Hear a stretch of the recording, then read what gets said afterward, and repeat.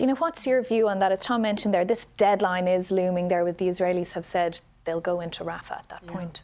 It is important to meet that deadline, and you've heard the president say it, and that it's his expectation. Ramadan is generally a time of reconciliation, of charitable giving, of introspection for Muslims. Having ceasefires in war is a tradition, release of prisoners, other gestures in that way, and it is a time of calm. So that pressure on Hamas is significant.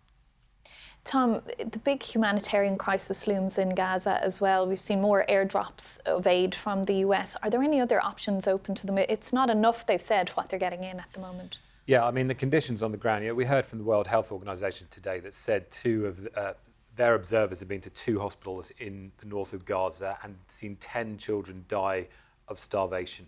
So it is a sign of just how desperate, if we didn't know already, things are. That's why the Americans are saying, and we heard from Antony Blinken there, that the situation now is unacceptable, unsustainable. But remember, at the same time, this is Israel's key ally that arms it and has continued to arm it while the siege of Gaza has gone on. So you're seeing now the administration say the Israelis must do more, they must allow more in. The big problem, and I've been asking the administration about this over the last couple of days, is securing the convoys inside Gaza, securing the distribution. We saw that appalling event last week, more than 100 Palestinians killed.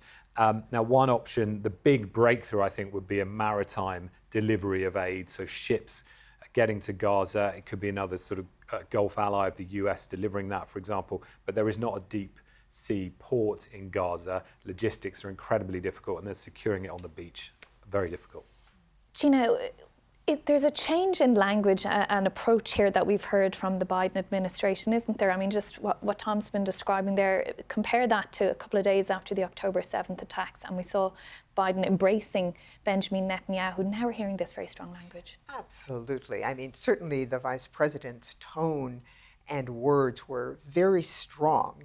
And when you think about that the bear hug that happened after October 7th, it is a stark example of how those initial warnings that the president gave Israel about not making the same mistakes, of having an attack against Hamas without having an alternative to Hamas, of thinking about the day after, what do you do once this military conflict is over? It's all very clear that there is not an option of a way forward from the Israeli perspective.